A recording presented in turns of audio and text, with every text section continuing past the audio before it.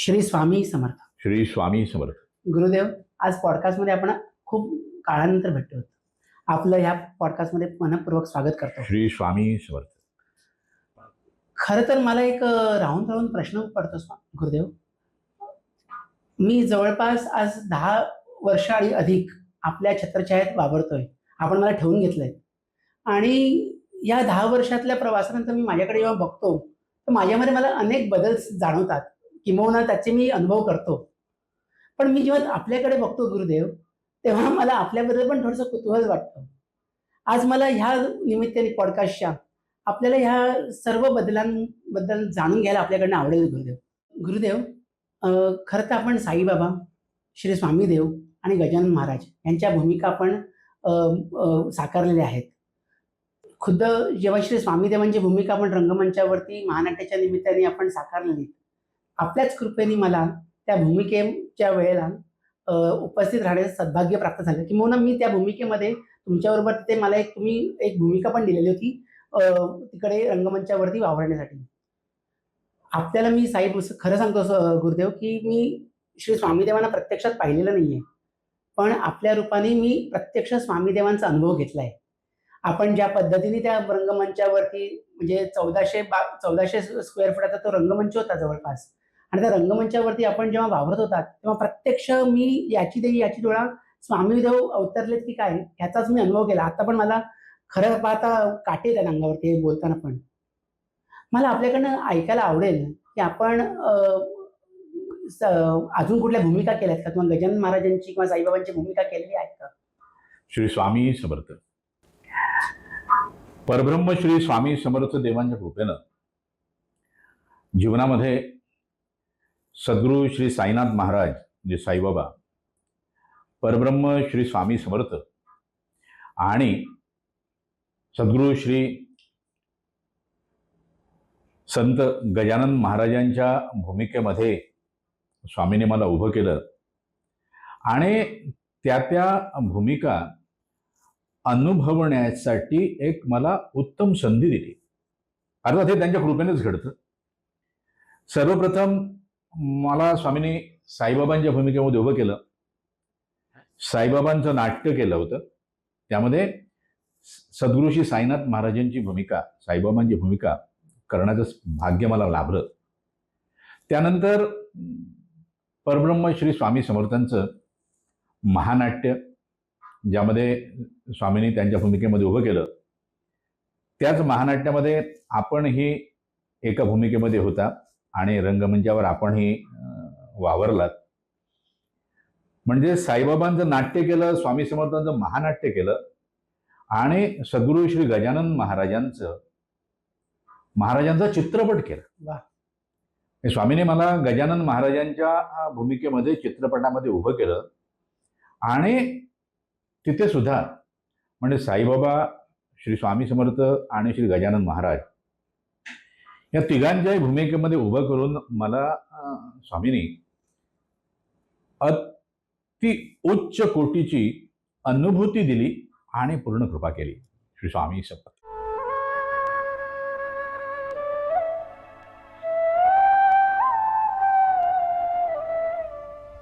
महाराज, आपण ते उष्ट अन्न खाऊ नये, चांगलं नाही ते. जगातलं काहीच कधीच उष्ट होत नसतं. ज्याचं त्याचं ज्याच्या त्याच्या वाट्याला जातं. त्या पत्रावळीमध्ये जे जेवले त्यांनी त्यांच्या वाट्याचं अन्न खाल्लं आणि मी जे खातोय ते माझ्या वाटणीच आहे. माझ्या वाट्याला नेहमी इतकंच येत उष्ट. महाराज, हे घ्या महाराज.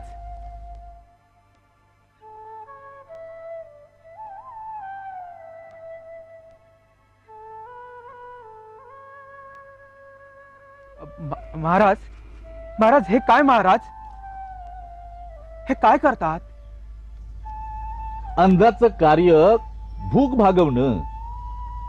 चवीनुसार त्यात भेद करणं म्हणजे अन्नाचा अवमान आहे.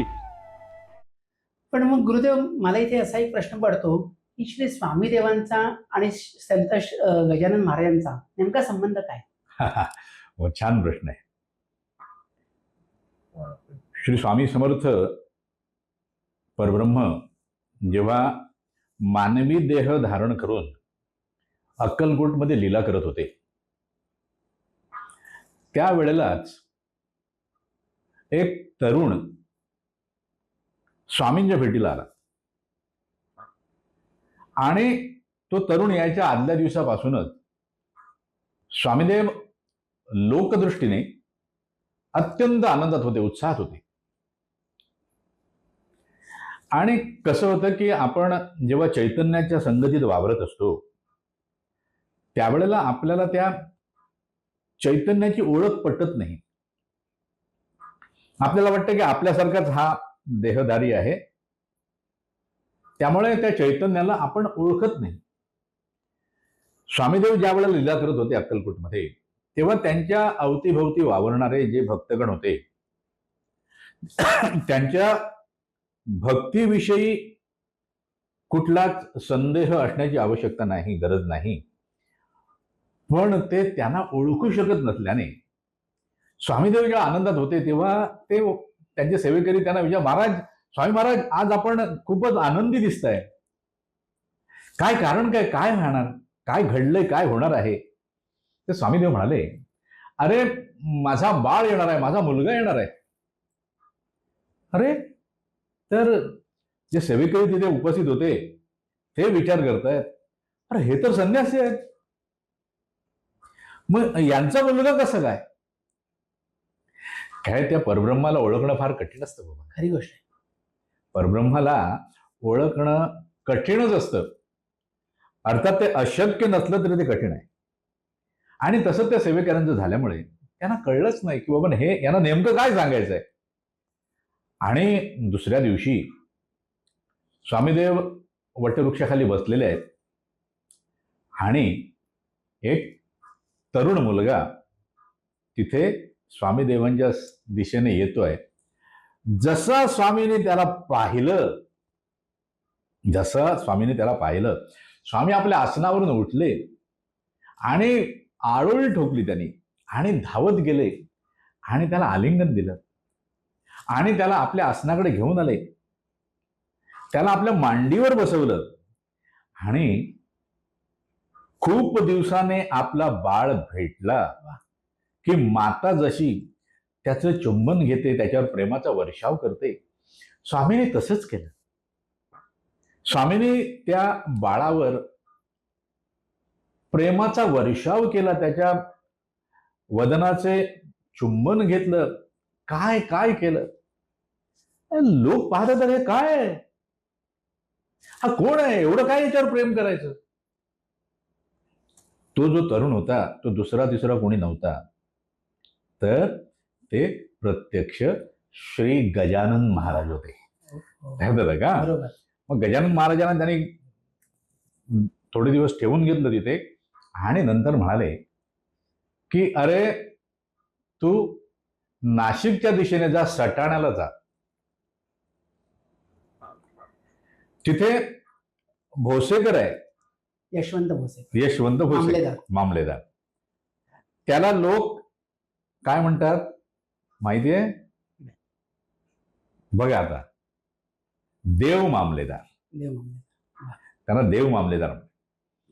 त्याच्याकडे जा आणि तिथे स्वतःला घासून पुसून घे, म्हणजे सूर्यप्रकाशासारखा स्वच्छ होशील आणि तिथून मग उगवतीला निघ. जिथे थांबशील ते शेगाव, मग तिथेच बस आमच्यासारखा चाळे करत. नाव नाही की गाव नाही, लोक जे देतील तेच आपलं नाव. जा आता निघ, असं स्वामींनी सांगितलं. आणि मग गजानन महाराज सटण्याला आले, देव मामलेदारांना भेटले, त्यांच्याकडून घासून पुसून घेतलं स्वामींच्या भाषेत आणि तिथून निघाले. मध्ये ते जयसिंग महाराजांना भेटले, तिथून ते शेगावला. आणि शेगावला आल्यानंतर ते शेगावचे श्री गजानन महाराज म्हणून प्रसिद्धीस पावले. असा स्वामींचा आणि त्यांचा संबंध आहे. म्हणजेच गजानन महाराज हे स्वामींचंच बाळ आहे. श्री स्वामी समर्थ. मग गुरुदेव, मगाशी आपण गजानन महाराजांच्या भूमिकेबद्दल सांगितलं, तुम्ही चित्रपट केलाय खुद्द. चित्रपटाबद्दल थोडंसं जाणून घ्यायला आवडेल आणि त्या भूमिका करतानाचे आपले अनुभव. कसं झालं, त्यावेळेला स्वामींच्या कृपेनं स्वामींची भूमिका चालू होती रंगमंचावर. म्हणजे रंगमंच म्हणजे नाट्य. हो हो. बरं. आणि एक दिवस मला एका माणसाकडून संपर्क करण्यात आला की बाबा गजानन महाराजांचा चित्रपट करायचा आहे, तर आपण गजानन महाराजांची भूमिका कराल का? तर मी म्हटलं, अरे बाबा, गजानन महाराजांची भूमिका करायला मिळणं हा सद्भाग्याचा विषय आहे, पण सध्या स्वामींची भूमिका स्वामी माझ्याकडून करून घेत आहेत, तर मी जर योग्य वाटलो आपल्याला गजानन महाराजांच्या भूमिकेसाठी तर मला आनंद आहे, मी करेन. पण आपण ठरवा बाबा, माझा चेहरा जे काय आहे ते योग्य आहे का? तर म्हणाले काही हरकत नाही, आपण भेटूया. म्हटलं काय हरकत नाही, कुठे भेटायचं सांगा. तर ते म्हणजे ठाण्याला गडकरी रंगायतांमध्ये भेटूया. साधारण कधीचा काळ आहे हा? आता हा काळ मला आठवत नाही बरोबर, एक 10-12 वर्षांपूर्वीचा असेल. 12 वर्ष.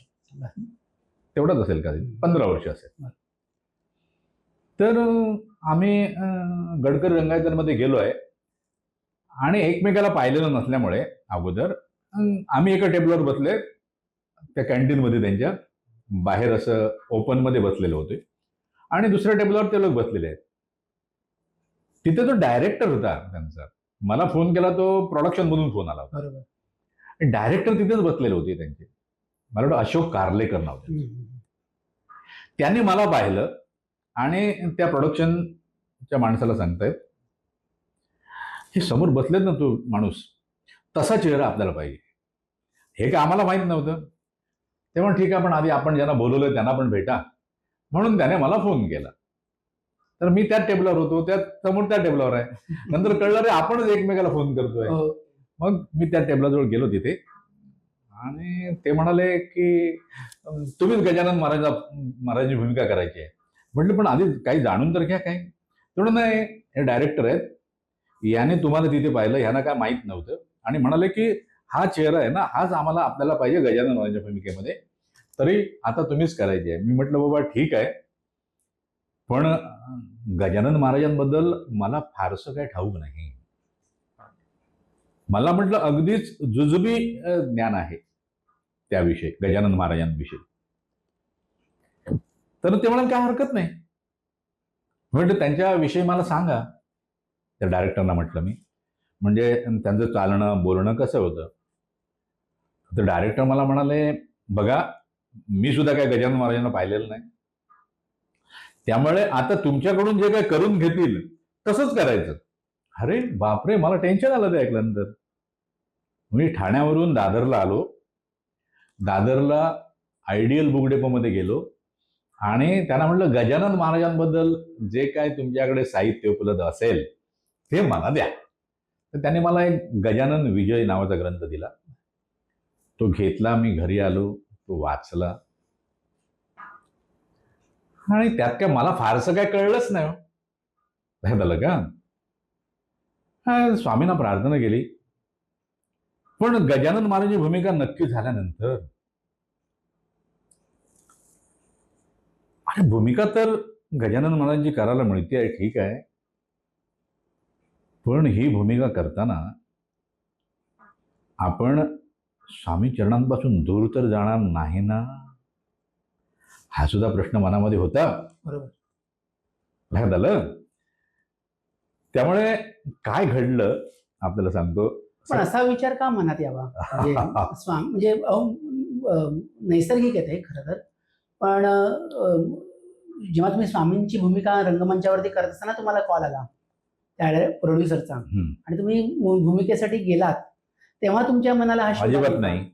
मग हे जेव्हा तुम्हाला नंतर त्यांनी सांगितलं की हा तुम्हालाच करायचं आहे, मग त्याच्यानंतर तुम्हाला जेव्हा ते अगदी धडकी भरली की अरे गजानन महाराजांचं आणि कसं काय होणार, त्याच्यानंतर तुम्हाला हा खरं असा विचार आला की आपण तर स्वामी देवांपासून दूर जाणार नाही. हो हो, त्याला कारण आहे.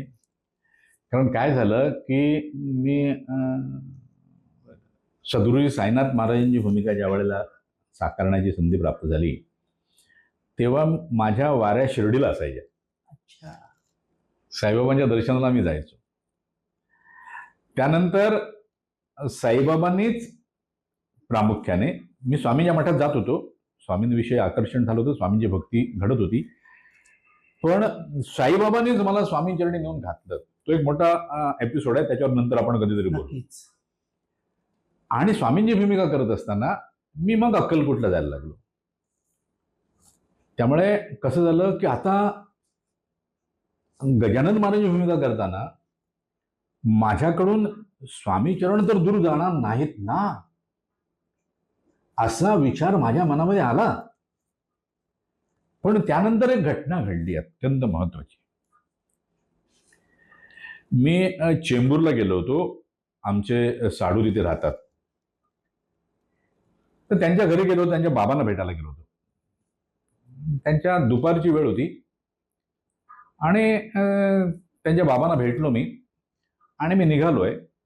तर निघताना मी म्हटलं आता इथे आलोय तर आपण चेंबूरमध्ये मठात जाऊया चेंबूरच्या आणि स्वामींचं दर्शन घेऊन जाऊया. म्हणून मी दुपारची वेळ होती, मी मठात दर्शनाला गेलो. चेंबूरचा मठ म्हणजे स्वामीसूत महाराजांच्या कन्येने स्थापन केलेला मठ आहे. स्वामीदेवांनी स्वामीसूत महाराजांना ज्या पादुका दिलेल्या आहेत, स्वतः पायात वापरलेल्या, त्या तिथे ठेवलेल्या आहेत, त्या मठात आहेत. तर मी दुपारी तिथे गेलो आणि पाहतोय तर मठामध्ये कोणीच नाही, फक्त स्वामी आहेत, कोणीच नाही. दुपारची वेळ आहे. आतमध्ये गेलो आणि स्वामींसमोर हात जोडलेले आहेत मी, आणि स्वामींना मी प्रार्थना करतोय, स्वामींना प्रार्थना करतोय की स्वामी, गजानन महाराजांची भूमिका करण्याची संधी आपणच मला दिलेली आहे, पण कोणत्याही कारणाने मला आपण आपल्या चरणांपासून दूर करू नका. मी आपल्या चरणापासून दूर जाणार नाही, एवढी माझ्यावर आपण कृपा करा. आणि मी प्रदक्षिणा करण्यासाठी तिथे असा स्वामींच्या उजव्या बाजूने मागे गेलो तर तिथे एक वृद्धग्रस्त बसलेले होते. त्यांना बघून मी आश्चर्यचकितच झालो. इथे वृद्धग्रस्त कोण आहेत बसलेले? तुम्ही मगाशी म्हणाल तसं मठात कोणीच नव्हतं. कोणीच नव्हतं. स्वामी आणि स्वामी दोघेच आणि मग त्या मठामध्ये मला ते त्या स्वामींचा जो तिथे गाभारा आहे, त्या गाभाऱ्याच्या पाठीमागे लोक तिथे प्रदक्षिणा करायचे. त्यावेळेला होतं, आता मला ठाऊक नाही, पण जेव्हा मी ही प्रदक्षिणा करायचो तिकडे गेलो, तिथे मागे बसलेले आहेत. अरे मला काहीच कळलं नाही. पण मी एक केलं, मी सरळ त्यांचे चरण धरले. त्यांच्या पायांवर जसे माझे 2 हात ठेवले, बर्फ असल्याची अनुभूती केली. अरे बापरे, मी बर्फावर हात ठेवला की काय? त्याने माझ्याकडे पाहिलं आणि मला म्हणाले की हे बघ, हृदयाचं कवाड पूर्ण उघड ठेव, बाकी काही करू नकोस, बाकी तू निश्चिंत राहा. हृदयाचं कवाड सताड उघडं ठेव, बाकी काही करू नकोस, तू निश्चिंत राहा. काही प्रश्न न विचारता काय त्यांनी सांगितलं. मी पण आपसूक माझ्या खिशात हात गेला, माझ्या खिशात जेवल्यावर ती दक्षिणा मी त्यांच्या हातावर ठेवली आणि मला म्हणाले जा तू, काही नाही. मी प्रदक्षिणा पूर्ण केली, पण हा पुन्हा जाऊन तिथे पाहण्याचं काय धाडस मला झालं नाही. मी स्वामींना हात जोडले आणि म्हटलं हा माझ्यासाठी स्वामींनी दिलेला संकेत आहे, जा तू, निश्चिंत राहा. दुसऱ्याच दिवशी शूटिंगला निघायचं होतं. त्याच्या आदल्या दिवशी पुन्हा एकदा मला ते पुढे जाण्याच्या आधी आपल्या जे वृद्ध गृहस्थ दिसले साक्षात ते स्वामी देवस्थान आता असतील. अर्थात ते स्वामीच असणार, हो ना. स्वामीच असणार. कारण त्यावेळेला तिथे मागे बसून असा वृद्ध माणूस कोण असणार बाबा, लक्षात आलं आणि ना. तुमच्या मनातला प्रश्नाचं उत्तर त्यांनी दिलं. हो. हृदयाचा कवाड आणि उघडलं. गंमत म्हणजे त्यांच्या चरणांना जेव्हा मी स्पर्श केला ना, बरोबर. बर्फ, मला वाटलं मी बर्फावर हात ठेवलाय. लक्षात आलं. पण मग आपली भावना कशी होती तेव्हा, म्हणजे जेव्हा काय तुम्ही त्याला गडबड, भेटला? अरे काय होतं माहितीये का, हं. ज्या वेळेला तेजाचा सामना होतो ना, त्यावेळेला चर्मचक्षु सहित मनचक्षु आणि बुद्धिचक्षु सगळेच भ्रमित होतात. लक्षात आलं. त्यावेळेला काही सुचत नाही, काही कळत नाही. म्हणजे मला काय सुचलंही नाही आणि मला काय कळलंही नाही. सुचलं असतं तर मी विचारलं असतं काहीतरी, मला सुचलंच नाही.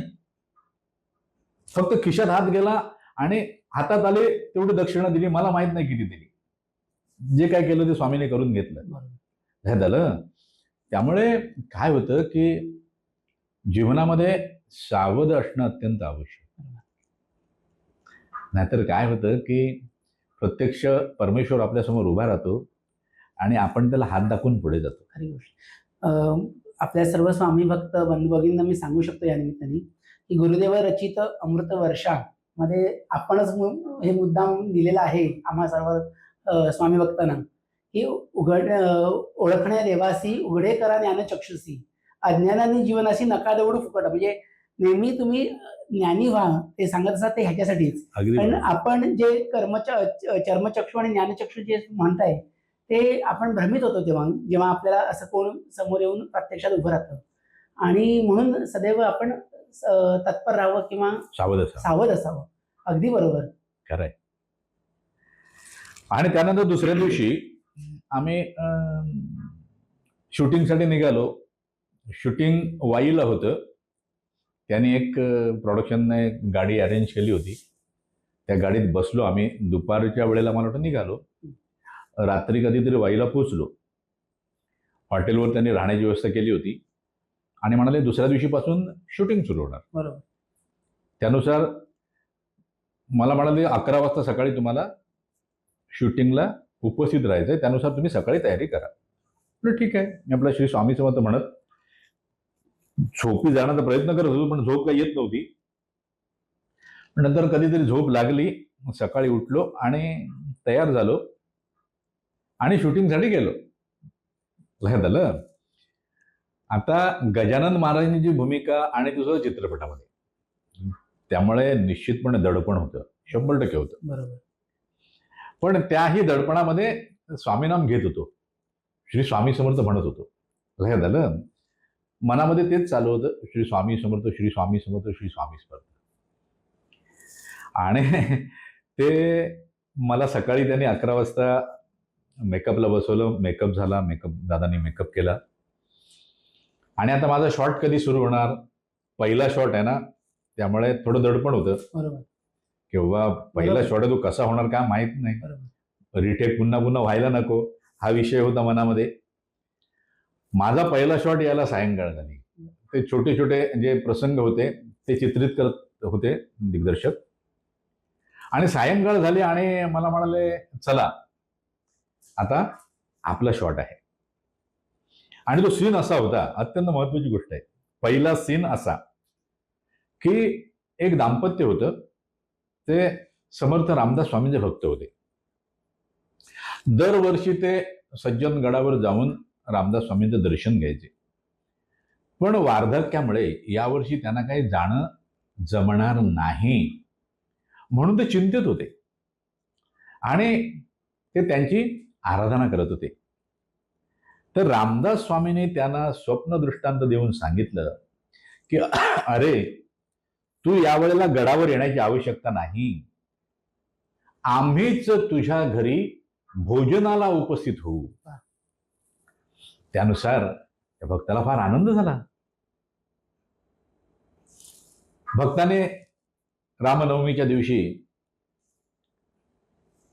ब्राह्मण भोजन घातलं, कारण समर्थ येणार आहेत, प्रत्यक्ष रामदास स्वामी भोजन ग्रहण करायला येणार, म्हणून त्यांनी ब्राह्मण भोजन घातलं, ब्राह्मणांना बोलवलंय. ब्राह्मण आलेले आहेत निमंत्रणानुसार आणि ते पंक्तीवर बसलेले आहेत. आणि रामदास स्वामींचं ताट वाढलेलं आहे. भक्त आहे ना तो, त्याला विश्वास आहे. विश्वास हा भक्तीचा श्वास आहे, त्याशिवाय काय भक्ती आकाराला येत नाही. अगदी त्यामुळे त्याला विश्वास आहे माझा परमेश्वर येणार. आणि ब्राह्मण सगळे बसले आहेत आणि बाबा रामदास स्वामी तर येतच नाही आहेत. ते अहो काय पंत कधी येणार, पंत कधी येणार. अहो येणार, हो मला येणार म्हणाले म्हणजे ते येणार. अहो पण इथे किती वेळ आम्ही बसायचं, ब्राह्मण म्हणतात. अहो येतील हो, जरा थांबा, हात जोडतो तो.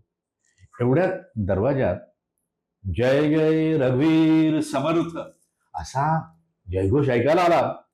ब्राह्मण आणि त्याची पत्नी धावत दरवाजात आली. ते ब्राह्मण आले आले आले स्वामी आले, आले आले आले स्वामी आले असं म्हणतात. आणि त्याने दरवाजाकडे धाव घेतली आणि पाहतात तर वेगळाच माणूस आहे. हे तर रामदास स्वामी नाही आहेत. तो बघतच राहिला त्यांच्याकडे. ते गजानन महाराज होते. गजानन महाराज त्यांना म्हणतायत, काय रे माझीच वाट पाहत होतास ना. बरोबर. तर तो भक्त काय म्हणतो रामदास स्वामींचा, त्याचा खरा डायलॉग असा होता की मी आपली नाही, मी समर्थ रामदास स्वामींची वाट पाहतो. अरे सकाळपासून माझीच वाट पाहत होतास ना. चल बरं जेवायला वाढ. पंत, हे गजानन महाराज खास शेगावहून तुमच्यासाठी इथं आले आहेत. स्वागत महाराज. पण क्षमा असावी, मी आपली वाट पाहत नव्हतो, मी श्री रामदास स्वामींची वाट पाहत होतो महाराज. हा त्याचा डायलॉग होता. बरोबर. माझा पहिला सीन मी येऊन उभा राहिलो आहे गजानन महाराजांच्या भूमिकेमध्ये. म्हणजे गजानन महाराज आलेले आहेत आणि जय जय रघुवीर समर्थ म्हणाले ते. आणि त्यांना म्हणतात, काय रे माझीच वाट पाहत होतास ना. तर त्याने मी समर्थ रामदास स्वामींची वाट पाहत होतो असं म्हणण्याच्या ऐवजी त्या कलाकाराच्या मुखातून स्वामींनी वदवलं, मी आपली नाही, मी स्वामी समर्थांची वाट पाहत होतो. आणि हे मी ऐकलं आणि माझ्यावरचं नियंत्रणच सुटलं. मी गेलो आणि त्या कलाकाराला घट्ट मिठी मारली. तर डायरेक्टर मला म्हणतात, ओ महाराज अहो तो चुकीचं बोललाय. अहो नाही बरोबर बोललाय तो. मी त्याला नाही बरोबर बोल. अहो नाही नाही डायलॉग चुकीचा. अहो नाही ते बरोबर आहे. आणि मी खरं सांगू का, म्हणजे माझ्या मनामध्ये जो विचार चालला होता ना, स्वामींपासून दूर गेला. मी स्वामींपासून दूर जाईन की काय. बरोबर. तर ते स्वामींनी पहिल्याच प्रसंगामध्ये मला दाखवून दिलं, अरे तू काही झालं तरी तुला मी माझ्यापासून दूर होऊ देणार नाही. आणि त्यानंतर जो प्रसंग खुलला तिथे गजानन महाराज आणि तो भक्त, आणि गजानन महाराजांनी रामदास स्वामींच्या रूपामध्ये त्याला दर्शन दिलं, कळलं ना, तो फारच सुंदर झाला. पहिला शॉट असा झाल्यामुळे ना मी सुद्धा एवढा आनंदी झालो की त्यानंतर माझ्या मनातली चिंता भय सगळं निघून गेलं. आणि सतत 7 दिवस रात्रंदिवस शूटिंग चाललं होतं. म्हणजे सकाळी 11 ते पहाटे 3, 4, 5 वाजेपर्यंत आणि कडाक्याच्या थंडीमध्ये. बोला. हा तेच म्हणजे मी विचार तोच केला की आपला जेव्हा ह्या पॉडकास्टचा जेव्हा अभ्यास चालू होता तेव्हा मला असं सांगितलेलं की थंडीचे दिवस होते. होय. आणि साक्षात गजानन महाराज लंगोटी लावून आणि सकाळी तुम्ही तयार होऊन बसलात, संध्याकाळी तुमचं शूटिंग. हो. मग कसं काय तुमची थंडी, ऊन, पाऊस. काय आहे की अत्यंत महत्वाची गोष्ट काय आहे की आपण त्या परब्रह्माच्या हातातील एक खेळणं असतं. त्या खेळण्याला रंगरंगोटी करण्याचं काम तोच करतो. तो परमेश्वरच करतो. त्याला खेळवतो सुद्धा तोच. हे झालं ना. त्यामुळे अरे मी बघा कसा चमकतोय, मी बघा ह्या भूमिकेत आहे, मी बघा त्या भूमिकेत आहे, असं समजण्याचं यत्किंचितही कारण नाही. कारण या भूमिका ज्या आहेत ते तेच करत असतात, आपल्याला तिथे निमित्त म्हणून उभं करत असतात. त्यामुळे ह्या अशा चैतन्यांच्या भूमिकेमध्ये उभं राहिल्यानंतर किंवा त्यांनी उभं केल्यानंतर, उभं राहिलं म्हणणं चुकीचं आहे, उभं केल्यानंतर जे काय घडतं ना ते म्हणजे म्हणतात ज्ञानचक्षूंच्या किंवा ज्ञानेंद्रियांच्या मनाच्या अहंकाराच्या बुद्धीच्या कक्षेच्या पलीकडचं असतं. बरोबर. त्यामुळे त्याचा पूर्ण अनुभव करताच येत नाही. ध्यान झालं ना, कारण ते घडवत असतात सगळं. आणि आपण जर एखाद्या खेळणं घेतलं आणि त्याला रंग लावला तर त्या खेळण्याला कधीच कळत नाही त्याचा रंग कसा आहे. बरोबर. जो समोरून पाहतो ना त्याला कळतं, तो म्हणतो याचा असा रंग आहे, त्याचा तसा रंग आहे. पण तो रंग त्या खेळण्याचा नसतो, त्या रंगारीचा असतो. ज्याने रंगवलंय ना बरोबर. त्याचा तो रंग आहे. बरोबर. लक्षात आलं. त्यामुळे आपल्याला ते खेळवत असतात. आता खेळवण्यासाठी आपली निवड केली हे त्यांच्या ठाई आपल्याविषयी असलेलं प्रेम आहे. अगदी. लक्षात आलं ना, अगदी. हे प्रेम आहे. त्यामुळे करता करविता तोच समर्थ आहे, स्वामी आहेत. पण मग गुरुदेव या 7 दिवसाच्या कालावधीमध्ये जे दिवस रात्र आपलं शूटिंग चालू होतं ह्याच्यात अनेक लीला घडल्याचं पण होय आहे. होय होय. काय लिहिलंय त्या लीलेसाठी? आता एखाद दुसरी लीला ऐकायला आवडेल. आपल्याला एक अत्यंत महत्वाची आणि मला भूतकाळात घेऊन जाऊन पुन्हा वर्तमानात आणून स्थित करणारी एक अत्यंत अद्भुत अशी घटना घडली. बरं. आपल्याला सांगतो की गजानन महाराज शेगावमध्ये प्रगट झाल्याचा तो सीन होता, प्रसंग होता. शूटिंग होतं सकाळी. त्या दिवशी सकाळचा पहिला सीन तो होता. कसं आहे की गजानन महाराज ज्या वेळेला शेगावला आले तेव्हा देवीदास परतुरकर हे तिथले मोठी व्यक्ती होती, मठाधिपती होते. त्यांच्या वाड्याच्या बाहेर गजानन महाराज रस्त्यालगत बसलेले होते आणि त्यांच्या घरी एक सोहळा होता त्याच्या मुलाचा, काही ऋतुशांती की काहीतरी होतं आणि त्यानिमित्त सगळ्यांना भोजन होतं. लोक भोजन घेत होते आणि भोजन घेतलेल्या उष्ट्या पत्रावळी ज्या होत्या त्या बाहेर आणून टाकत होते रस्त्यालगत. आणि गजानन महाराज तिथे बसले होते आणि ते त्या पत्रावळीमधील एक एक भाताचं शीत उचलून तोंडात टाकत, शीत मिळालं की ते तोंडात टाकत होते, ग्रहण करत होते. आपण म्हणा हे गजानन महाराजांना असं करण्याची काय आवश्यकता. तर हे चैतन्य जे आहे ना ते त्याच्या प्रत्येक कृतीतून जीवाला काही ना काहीतरी सांगत असतं. आता जीव जो आहे तो त्याच्या दैवाच्या अधीन असतो, जीव दशेमध्ये आहे, त्यामुळे प्रकृतीचा गुलाम आहे. मग प्रकृती जशी खेळवेल तसा तो बिचारा लोळत असतो. त्यामुळे प्रत्येकाला काही ते लक्षात येतच असं नाही. ज्यांच्यावर ते कृपा करतात त्यांच्या लक्षात येतं. त्यामुळे गजानन महाराजांना हेच सांगायचं होतं, असेल असं म्हणतोय. कारण असंच आहे असं म्हणण्याचं काही कारण नाही, कळलं ना. कारण सूर्याला पूर्व पश्चिम उत्तर दक्षिण दिशा नाही, हे झालं ना. त्यामुळे सूर्य पूर्वेकडे गेला पश्चिमेकडे गेला हे आपण पृथ्वीवरून बघतो आणि बोलतो. लक्षात आलं. लक्षात आलं ना. हे तसंच आहे. चैतन्याविषयी बोलताना आपण कधीच कुठली गोष्ट ठामपणे बोलू नये, हे असंच आहे असं म्हणू नये. असं असेल, गजानन महाराजांना कदाचित असं सांगायचं होतं असेल की अन्न हे परब्रह्म आहे, त्याचा आपण नाश करू नका, ते वाया घालवू नका. कारण आता सुद्धा आपण पाहताय शेतकरी कमी होत चाललेत बाबा. अगदी बरोबर. म्हणजेच काय की अन्नधान्याची उत्पादन करण्याची क्षमता जी आहे, अन्नधान्य उत्पादन करण्याची, ती हळूहळू कमी होते आहे. उद्या अशी पाळी येईल की अन्नधान्यच मिळणार नाही. म्हणून अन्नाचा नाश करू नका, ते वाया घालवू नका. आणि शेतकऱ्यांबरोबर आम्ही गुरुदेव हे ऋतुचक्र बदललंय, त्यामुळे शेती पण हल्ली नाहक सगळी वाहून चालली. गेल्या मला- 4-8 वर्षात जर आपण बघितलं असतो सगळ्यांना. अगदी बरोबर. कारण काही असतील. थोडक्यात धान्याचं भगवंताला उत्पादन- दाखवायचंय की तू जे काय आहे धान्यात- तुझ्याकडे ते हा. व्यवस्थित जपून ठेव. ठेव. बरोबर. ते वाया घालवू नकोस हेच त्यांना सांगायचं असेल बरं. तर ते तसं करत असताना त्या सोहळ्यामध्ये आलेले मला वाटतं बंकटलाल आगरवाला आणि दामोदरपंत कुलकर्णी हे दोघे मित्र होते. त्याने पाहिलं, अरे हे एक एक शीत उचलतायत आणि तोंडात टाकतायत. तर हा जर पोटार्थी असेल तर तो सरळ देवीदास रावांकडे जाऊन एक थाळी मागेल आणि खाऊन पोट भरेल. हे काहीतरी वेगळं आहे.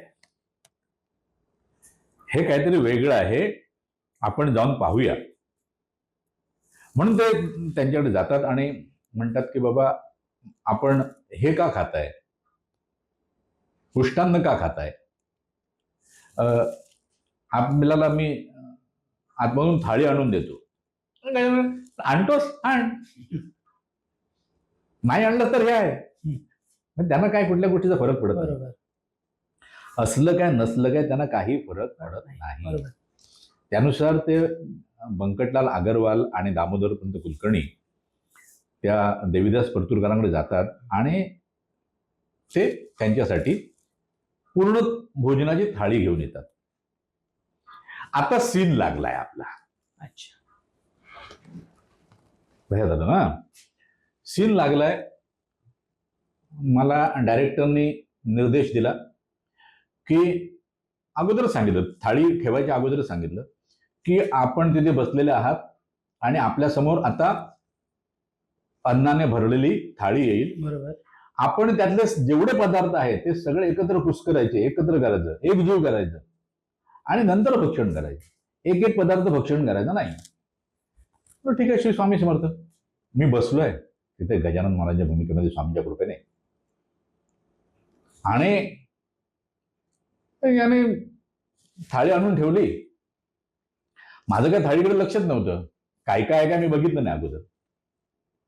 आणि डायरेक्टर म्हणाले ऍक्शन टेक, जे काय असेल ते त्यांचं बिचार.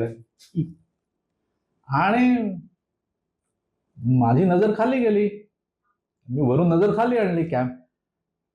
थाळीमध्ये बघतो तर त्याच्यामध्ये एक भाकरी आहे. अरे आता ही भाकरी ह्याच्यामध्ये कुस्करणार कशी? भाकरी कुस्करणं केवळ शक्य नाही मला. आणि म्हणलं स्वामी, अरे भाकरी कशी कुस्करू? मी बघतोय तर थाळीकडे. आणि एवढ्यात कुठून तरी एक कुत्रा आला आणि माझ्या समोर उभा राहिला. तो काय सीन मध्ये नव्हता, तो त्या सीनचा भाग नाही. कुत्रा आला आणि माझ्या समोर उभा राहिला आणि तो माझ्याकडे बघतोय, मी त्याच्याकडे पाहतोय. आणि त्याची नजर जी आहे ना ती माझ्याकडे पाहत होती. ती मला असं जाणवत होतं की हा मला ओळखतोय आणि हा माझ्या ओळखीचा आहे. आणि मी मनात म्हणतोय, अरे हा माझ्या बालपणीचा माझा कुत्रा टॉमी तर नाही, असं मी म्हणतोय मनामध्ये. स्वामींना म्हणतोय मी. एवढ्यात त्या कुत्र्याने काय केलं, तो पटकन पुढे आला आणि भाकरी उचलली आणि निघून गेला. असे स्वामी समर्थ. म्हणजे मला भाकरी कशी कुस्करायचा हा प्रश्न पडला होता, ती भाकरी तो घेऊन गेला.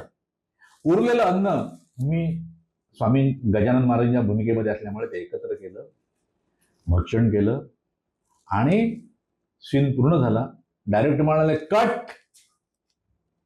अरे तो कुत्र्यामध्ये आला. मी म्हटलं माफ करा, हा सीन मी पुन्हा करणार नाही.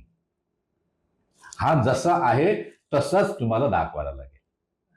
हे झालं. पण माझ्या मनामध्ये कुतूहल निर्माण झालं त्या कुत्र्याविषयी. कारण त्याची नजर जी होती ना ती 100% मला काहीतरी सांगत होती, मला ओळखत होता आणि मला तो ओळखीचा वाटत होता. मी विचारलं तिथल्या लोकांना, अरे हा कुत्रा कोणाचा आहे? सहज विचारलं. तर त्यांनी मला एका घराकडे बोट दाखवलं. म्हणे त्यांच्याकडे त्यांचा कुत्रा आहे तो. म्हणून त्यांच्या घरी गेलो. तिथेच बाजूलाच होतं ते. तर मी गजानन महाराजांच्या भूमिकेत त्या वेशात असल्यामुळे ते म्हणा, अहो महाराज या या या. त्यांनी ताई होती आतमध्ये. अरे म्हणलं श्री स्वामी समर्थ म्हटलं त्यांना. हा कुत्रा तुमचा आहे का? अहो हो. अहो, तो दररोज चांगला शांत असतो. आज त्याला काय झालं माहित नाही. तो विचित्रच वागतोय. तो कुत्रा विचित्र वागतोय. बरं, मग त्याचं नाव काय तुमच्या कुत्र्याचं ठेवलंय का ना? हो आहे ना, टॉमी नाव आहे त्याचं. काय सांगता? अरे मी आपल्याला काय सांगू, ते मी जेव्हा ऐकलं ना की त्याचं नाव टॉमी आहे, माझ्या डोळ्यामध्ये त्वरित अश्रू दाटले हो. मला त्या माझ्या बालपणीच्या कुत्र्याची आठवण झाली, मला स्मरण झालं. आणि स्वामींच्या आणि गजानन महाराजांच्या कृपेने मला अत्यंत प्रिय असलेला माझ्या बालपणीचा तो माझा साथीदार, जो माझ्या अंथरुणातच झोपायचा माझ्यासोबत आणि माझ्यावर ज्याने खूप प्रेम केलं आणि मला सुद्धा तो अत्यंत प्रिय होता, तो त्याचा देहत्याग घडल्यानंतर कित्येक वर्षांनी स्वामींच्या आणि गजानन महाराजांच्या कृपेने मला तो जीव भेटला आणि तो तिथे त्या अत्यंत पवित्र अशा कार्यामध्ये त्याचा सहभाग झाला. मला तर 100% वाटतं की त्याला पुढचा जन्म मानव योनीमध्ये प्राप्त झाला असेल. श्री स्वामी समर्थ. काय या लीला आहेत ना, कधी कधी काय होतं की आपल्याला त्या पूर्णपणे वर्णनच करता येत नाही, कारण त्याच्याकडे आपण कुठल्या तरी एका अँगलने पाहत असतो, पण तो अत्यंत 360 डिग्रीमध्ये असतो. आपण एका कुठल्या तरी कोणातून पाहत असतो. काय झालं ना, त्यामुळे पूर्णपणे त्याचं कथन करताच येत नाही. लक्षात आलं. आणि हा प्रसंग झाल्यानंतर आणखीन एक प्रसंग सांगतो आपल्याला, जो अत्यंत म्हणजे मनाला उभारी देणारा आणि जीवनामध्ये उभं करणारा आहे. गजानन महाराजांच्या चरित्रामध्ये असा एक प्रसंग आहे की गजानन महाराजांचा एक भक्त त्यांना त्या भक्ताच्या शेतामध्ये हुरडा खायला बोलवतो. आणि हे भक्त वत्सल आहेत, भक्ताविषयी प्रेम आहे. ठीक आहे, चल तू म्हणतोयस ना, जाऊया, येतो मी. गजानन महाराज त्याच्या शेतामध्ये आलेले आहेत, हुरडा पार्टी चालू आहे, सगळे आनंदात आहेत, इतर त्याचे मित्र भक्तगण सगळे आलेले आहेत. आणि अचानक वरतीच झाडावर असलेलं मधमाशांचं पोळं, त्याच्यातून मधमाशा सगळ्या बाहेर पडतात. त्यावर काय झालं काय माहित नाही. आणि जशा मधमाशा आल्या, सगळे भक्तगण पळाले, कारण चावणार ना मधमाशा, प्रचंड घाबरून पळाले ते, कारण त्यांचा दंश जो आहे तो फार वेदनादायक असतो. गजानन महाराज मात्र तिथेच बसलेले आहेत. गजानन महाराज तिथेच बसलेले आहेत आणि त्या मधमाशा, ते तर उघडे आहेत ना, संपूर्ण शरीराला ते दंश करत होते प्रत्येक माय. आणि गजानन महाराज शांत आहेत. अरे बयानो, जी काय वसुली करायची ती करून घ्या, काय शिल्लक ठेवू नका, असं गजानन महाराज सांगतात त्यांना, माशाला. आणि नंतर त्या माशा गेल्या, मग भक्त आले, अरे रडायला लागले सगळे, हे काय झालं तुला? अरे हो, माझं काहीच नाही झालं, त्यांचा मी देणेकरी होतो, त्यांनी त्यांचं देणं वसूल केलं, एवढंच आहे ते. हा सीन आटोपला आणि मला डायरेक्टर म्हणाले की महाराज, आता असं करा, तुम्ही भोजन घ्या आणि थोडा वेळ आराम करा, मी इतर सीन तोपर्यंत करून घेतो. कारण काय व्हायचं, शूटिंग 11 वाजता चालू व्हायचं आणि दुसऱ्या दिवशी पहाटेपर्यंत चालायचं, त्यामुळे मला तसा आराम करायला वेळ मिळायचा नाही. ते म्हणाले तुम्ही आता वेळ आहे, तुम्ही आराम करून घ्या. म्हणून मी निघालोय. रस्त्याच्या बाजूला शूटिंग होतं एका शेतामध्ये. तेवढ्यात एक बैलगाडी तिकडून आली, धावतच आली ती बैलगाडी. आणि जशी ती बैलगाडी मी रस्त्याच्या कडेला शेतामध्ये उभा आहे, आणि ती जशी ती आली आणि त्या बैलगाडीला जोडलेला तो बैल होता ना, तो उभा राहिलो, पाय वरती केले त्याने. हा, माझ्याकडे पाहतोय, मी त्याच्याकडे पाहतोय, आणि माझ्याकडे बघून तो असा काय करायचं त्याला कळत नव्हतं. मी बघतो ते एवढं, काय झालं या बैलाला, काय झालं? तो गाडीवान पण हैराण झाला. अरे अचानक बैल, कारण रस्त्यात तर कोणीच नाहीये. रस्त्यात कोण असेल तर भाग वेगळा, आतमध्ये शेतात काय चाललं तर त्याला एवढं बघण्याचं काही कारण नसतं. बैल तो धावत जाणार आपला. मी आपल्याला सांगतो, त्यावेळेला माझ्या बालपणी आमचा एक, कारण माझे बाबा शेतकरी होते, मी पण एक उत्तम शेतकरी होतो. काय झालं, त्यावेळेस आमचा एक पंड्या नावाचा एक बैल होता, सफेद रंगाचा. त्याची कार्बन कॉपी तो बैल होता. अरे वा. त्याची कार्बन कॉपी तो तसाच होता. म्हणजे आधी श्वान आणि श्वान आता होता, बैल. आणि आता बैल. मला अत्यंत प्रिय असलेला बैल होता तो. अरे. पंड्या नाव होतं त्याचं बैलाचं, पंड्या. कळलं ना, माझ्यावर खूप प्रेम होतं माझं त्याच्यावर, आणि त्याचंही. त्याने आमच्यासाठी खूप काम केलं. म्हणजे मला कधी कधी असं वाटायचं, अरे आपण या बैलाकडून किती काम करून घेतोय, जसं काही हा आमचं देणेकरी आहे आणि आपण त्याच्याकडून देणं वसूल करतोय, असं मला बालपणामध्ये सुद्धा वाटत होतं. मी शाळेत असताना आपण किती या बैलाकडून काम करून घेतोय. त्याने खूप काम केलं आमच्यासाठी, खूप. बापरे. त्याचं मला दर्शन झालं आणि मी पण थोडं भावनावश झालो आणि म्हटलं आता आपण झोपूया, थोडा वेळ आराम करूया.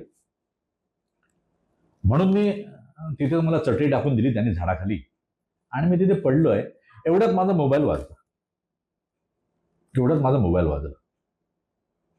अरे, घेतला फोन, तर तो एका कलेक्टर ऑफिसमधून होता. आता ती एक अत्यंत महत्वाची गोष्ट आपल्याला सांगतो. काय झालं होतं, मी वाईला जायला निघणार ना, त्याच्या आदल्याच दिवशी मी कलेक्टर ऑफिसमध्ये गेलो होतो एका. तिथे माझी एक फाईल त्यांच्याकडे होती क्लिअरन्ससाठी. तर त्या तिथल्या अधिकारी जे होते, असिस्टंट कलेक्टर वगैरे त्या दर्जाचे ते असतील असं मला वाटतं, बरोबर. मला आठवत नाही आता बरोबर. तर ते म्हणाले, हो नाही, ते आम्हाला फार खर्च असतो वगैरे. तर मी म्हटलं ठीक आहे साहेब, कामाचं स्वरूप आणि माझी शक्ती देण्याची याचा विचार करून मी त्यांना एक अमाऊंट सांगितली, मी एवढे देतो, मला फाईल मोकळी करून द्या. पण त्याने मी जी रक्कम सांगितली त्याच्या 5 पट रक्कम मागितली. अरे बापरे, हे काय मला शक्य नाही देणं. मी थोडा नाराज झालो, कारण दुसऱ्या दिवशी मला शूटिंगला जायचं होतं. मी घरी आलो आणि स्वामींना प्रार्थना केली, स्वामी असं असं आहे, मी एवढे एवढे पैसे द्यायला तयार आहे त्याला, पण तो काय ऐकत नाही, तो अव्वाच्या सव्वा मागतोय. स्वामींनी मला दृष्टांत दिला आणि म्हणाले, अरे उसे फूटी कौड़ी भी मत देना, हम उसे जूता मार के निकालेंगे. अरे बापरे. अरे उसे फुटी कौड़ी भी मत देना, हम उसे जूता मार के निकालेंगे. असं म्हटल्यानंतर मी ती फाईल बंद केली, कपाटात ठेवून दिली, आणि दुसऱ्या दिवशी आनंदाने वाईला शूटिंगला निघालो. कारण आता मला चिंता करण्याचं काही कारण नाही, आता स्वामी ते करणार काम. तर कलेक्टर ऑफिसमध्ये माझ्या ओळखीचा जो माणूस होता तिथे काम करणारा, क्लेरिकल काम करायचा तो, त्याचा मला फोन आला आणि मला म्हणतो, अहो तुमची फाईल क्लिअर झाली. अरे काय, कसं काय? परवाच तर मी येऊन गेलो. नाही, तुमची फाईल थेट कलेक्टर साहेबांच्या घरी गेली, क्या बात आहे. आणि घरी त्यांनी सही केली, आणि ती फाईल आता आमच्याकडे आलेली आहे. पण म्हणलं मग घरी कोण? अहो आम्हालाच माहित नाही तुमची फाईल त्यांच्या घरी कशी गेली आणि काय झालं. तुमची फाईल आणि त्याच्यावर प्रत्यक्ष कलेक्टर साहेबांची सही आहे. अरे अरे, आम्ही म्हटलं कुतूहल म्हणून, अरे त्या साहेबांचं काय झालं, ते साहेब कुठे आहेत? अहो काय सांगू तुम्हाला, त्यांची नागपूरला बदली झाली आहे. श्री स्वामी. आता ते सगळ्यांच्या पाय धरतायत बदली कॅन्सल करायला, पण कोणी त्यांना मदत करत नाही. सांगण्याचं तात्पर्य काय, की स्वामींनी जे सांगितलं ना, की हृदय सताड उघड ठेवून, त्याची ही प्रचिती आहे. कळलं ना, की स्वामी निरंतरपणे आपल्या भक्ताची पाठराखण करत असतात एक, आणि गजानन महाराजांसारख्या चैतन्याच्या भूमिकेमध्ये उभं राहिल्यानंतर काय होतं, ते जेव्हा उभं करतात ना, तेव्हा निश्चितपणे तुमच्यासाठी कल्याणकारीच ते घडवून आणतात. काय झालं ना, भूमिकेमध्ये रममाण झाल्यानंतर तुमच्या अंतरंगामध्ये यत्किंचित ही चिंता, भय निर्माण होणार नाही, याची ते पूर्ण काळजी घेतात आणि आपल्याला ते सांभाळतात बघा. काय झालं तर अशा या अनेक अनुभवाने भरलेली अशी ती वाईची श्री गजानन महाराज यात्रा होती. ती यात्राच होती हं. कळलं ना. मी अनेक अनुभवांनी भरलेली. अनेक अनुभवाने भरलेली. कळलं ना. तर अशा प्रकारे स्वामींनी ती गजानन महाराजांची भूमिका करून पण घेतली. गुरुदेव ह्या सर्वांमध्ये ह्या 7 दिवसाच्या अशा अविस्मरणीय प्रसंगांमध्ये गजानन महाराजांचा पुढे प्रेझेन्स जाणवला का? काय अनुभव आहे तो? अरे बापरे. खरं सांगू का, एकतर ते जेव्हा घडत असतं ना, ज्याला लोक शूटिंग म्हणतात, तेव्हा जे घडत असतं ते अनाकलनीय असतं. त्याचं पटकन आकलन होत नाही. पटकन आकलन होत नाही. कारण घडवणारे ते असतात. म्हणजे एखाद्या दगडाला एखादा शिल्पकार जेव्हा आकार द्यायला सुरुवात करतो तेव्हा त्या दगडाला कुठे माहिती असतं की तो आता दगड राहणार नाही, तर तो मूर्ती होणार आहे. खरंय. लक्षात आलं ना. म्हणजे दगडाची मूर्ती होताना दगड काय अनुभव करतो बरोबर. लक्षात आलं ना. खरंय. दगड काय अनुभव करतो, त्याला कळतं का की त्याची मूर्ती होती आहे? नाही कळत बाबा. हे तसंच आहे. खरं सांगायचं तर, कळलं ना. हे तसंच आहे. जीवाला कळत नाही बाबा काय घडतं त्याच्याबरोबर, कारण मूर्तिकार दुसरा आहे ना. पैलू पाडत जातो. हा पैलू पाडतच जातात बरोबर. ते.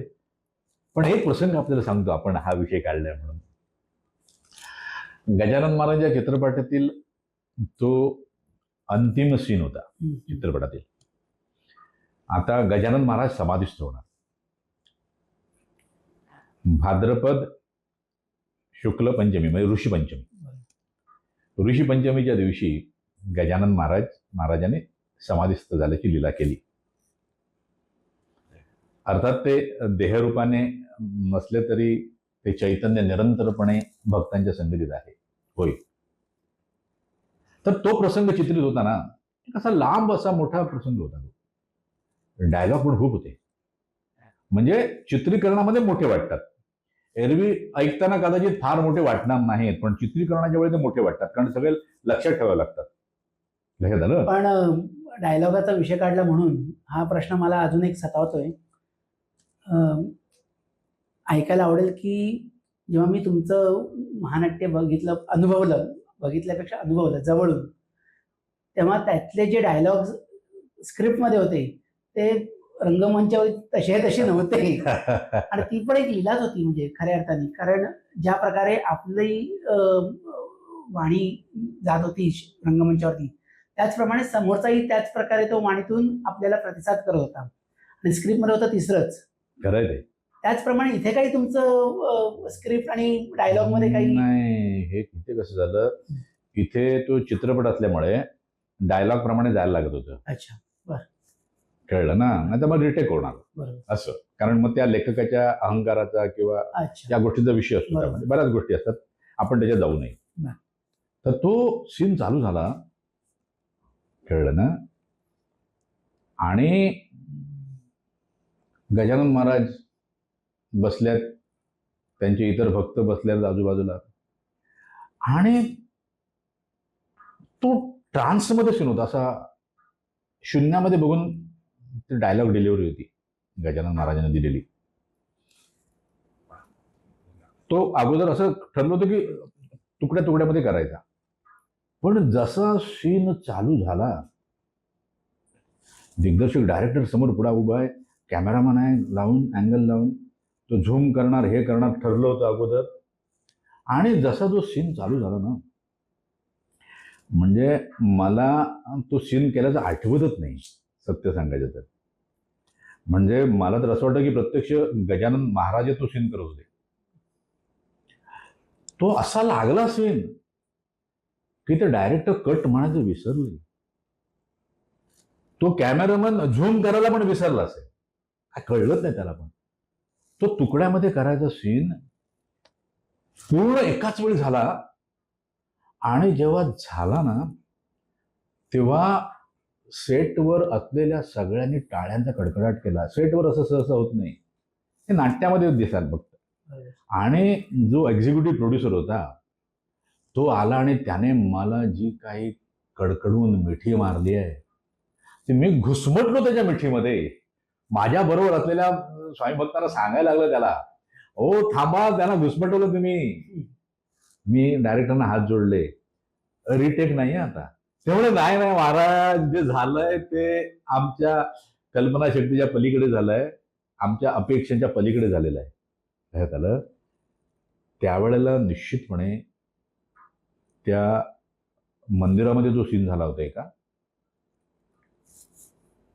म्हणजे गजानन महाराजांचा वावर प्रत्येकाने अनुभवला असेल. मी तर अनुभवलाच, पण सेटवर उपस्थित असलेल्या प्रत्येकाने अनुभवला असेल. काय झालं ना, तो प्रचंड होता प्रसंग. म्हणजे जे घडलं ना तेव्हा, ते म्हणजे दैवी होतं. म्हणजे त्याला असं बाबा अभिनय, ऍक्टिंग किंवा असं काय त्याला डायरेक्शन किंवा कॅमेरा हे खुद्द आता विषय- गजानन महाराजांचंच असतं. असं 100% बरोबर. 100% कळलं ना. आणि अशा प्रकारे ते सगळं घडून आलं. आता आपण महानाट्यातल्या डायलॉगांबद्दल बरोबर, बोलला, ते बरोबर. त्याच्यावर येतो. हे मध्ये कट होऊ नये म्हणून मी बोललो नाही मगाशी. महानाट्यातील डायलॉग सुद्धा आहेत ना, हे स्वामींनीच लिहून घेतलेले आहेत. पण व्हायचं काय माहितीये का, की आजच्या महानाट्यामध्ये झालेले डायलॉग उद्याच्या महानाट्यामध्ये तसेच असतील याची काही शाश्वती नाही. कारण समोर बसलेला जो भक्त आहे ना, जो श्रोता म्हणून बसलेला आहे किंवा प्रेक्षक म्हणून बसलेला आहे, त्याच्याकडे बघून डायलॉग स्वामी बोलायचे. त्यामुळे व्हायचं काय की कालचे डायलॉग आज आहेत का नाही, पण म्हणजे सोबत असलेले जे स्वामी भक्त होते, ज्यांना कलाकार म्हणणं चुकीचं आहे, ते स्वामी भक्त होते सगळे. अगदी बरोबर. ते स्वामी भक्त सुद्धा त्या डायलॉगनुसार ते आपली प्रतिक्रिया देत असायचे, रिस्पॉन्स द्यायचे. त्यानुसार ते त्यांचे पण डायलॉग ऍडजस्ट करायचे. ही साधी गोष्ट नाही लाईव्ह याच्यामध्ये. आणि महानाट्यामध्ये 2400 स्क्वेअर फीटचा स्टेज होता स्वामीच्या कृपेने झालेला. त्यावर वावरताना अचानक कालचा डायलॉग आज नाही तर समोरचा गोंधळू शकतो. बरोबर. लक्षात आलं ना. पण तसं कधी झालं नाही, तसं कधी झालं नाही स्वामीच्या कृपेने. अगदी कळलं ना. आणि डायलॉग वेगळेच काय, पण प्रेक्षकांना पकडून ठेवणारे डायलॉग. बरोबर. कळलं ना. म्हणजे थोडक्यात सांगायचं काय की तिथे त्यांच्या भूमिकेमध्ये त्यांनी उभं केल्यानंतर आपल्या हातात काहीच राहत नाही. नाही. ही पूर्ण अत्यंत ताबा त्यांचा. पूर्ण ताबा त्यांचा असतो. आपण आपण त्यांच्या फक्त ताब्यात खेळणं. खेळ. आपण म्हणत- आपण म्हणत असतो. मध्ये रंग होतात आणि कोणाला राजा करतात, कोणा प्रधान करतात, बरोबर. कोणाला सेनापती, कोण सैनिक. कळलं ना. कोण तो आचारी पण असतो. बरोबर. अगदी बरोबर. कळलं ना. कोणाला पुजारी, तेच बनवतात. लक्षात आलं. त्यामुळे महत्वाचं काय आहे, यातून भक्ती मार्गामध्ये काय महत्वाचं आहे बाबा. भक्ती मार्गामध्ये अत्यंत महत्वाची गोष्ट जी प्रत्येक जीवाने समजून घ्यावी स्वामींच्या कृपेने, भक्ती मार्गामध्ये जे जे काय घडतंय ते स्वामींच्या कृपेने घडतंय. ते घडवतायत, तेच करतायत. ह्या झालं.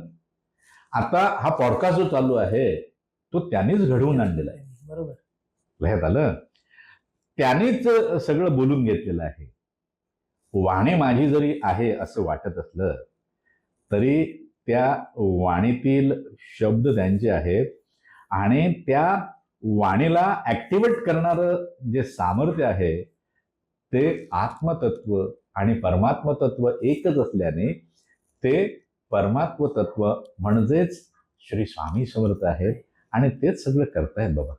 आणि ही भावना निरंतरपणे सर्वांनी आपल्या ठाई दृढ करावी. दृढ करावी म्हणजे भक्ती मार्ग सुकर होतो. बरोबर. नाहीतर भक्ती मार्गावर गटांगळ्या खाव्या लागतात बाबा. खरंय. मी करतो म्हटलं की 100% गटांगळे खायला लागतात. कारण मी करतो म्हटलं की एक दगड आपणच आपल्या गळ्यात बांधतो. मग तो पोहता कसं येणार बाबा? रस्त्यावरून चालायला पण होत नाही. गळ्यात जर वजन असेल, तुम्ही करून घ्या, तुम्ही करून घ्या. कळलं ना? ते करतात बाबा, आणि ते करतात. लक्षात आलं? त्यानुसार भक्ती मार्गामध्ये आपण काहीच करत नसतो. करता करविता तो परमात्मा श्री स्वामी समर्थ आहे, हे निरंतरपणे लक्षात ठेवावं आणि त्यांनाच प्रार्थना करावी, स्वामी मला आपल्या चरणाशी ठेवा, माझ्याकडून आपली भक्ती करून घ्या आणि आपणच माझं वर्तमान आणि भविष्य ठरवा. कारण आपण ठरवलं तर ते निश्चितपणे उज्ज्वल असेल. श्री स्वामी समर्थ. गुरुदेव, आज या निमित्ताने आपण एक भूतकाळात जाऊन प्रकाश टाकला आपल्या पूर्ण भूमिकांबद्दल. ह्याच पद्धतीने साईबाबा आपण म्हणत असतो होय. आणि आपल्या महानाट्याबद्दल आम्हा सगळं स्वामी भक्तांना परत एकदा ऐकायला आवडेल की नक्कीच. त्याच्याबद्दल काय असे अनुभव आणि आपण कसं काय ते साकारलं. तर एवढंच आपण इथे थांबूया नक्कीच. आणि थांबूया हा म्हणणं चुकीचं आहे, स्वल्प विराम घेऊया हो, श्री आणि स्वामी मग परत एकदा आपल्याच कृपेने आणि आपल्याच सामर्थ्याने पुन्हा एकदा आपण पॉडकास्टसाठी हा विषय घेतला तर आम्हा सर्व भक्तांसाठी ती पर्वणी असेल, समर्थ. एवढंच मी सांगतो. आणि परत एकदा गुरुदेव म्हणत असे, हा जो पॉडकास्ट आणि हे जे काय चाललंय हे सुद्धा त्यांच्याच कृपेने आणि स्वामींच्याच कृपेने. श्री स्वामी चरणार्पणमस्तु. श्री स्वामी समर्थ. श्री स्वामी समर्थ. श्री स्वामी समर्थ. श्री स्वामी. धन्यवाद. श्री स्वामी समर्थ.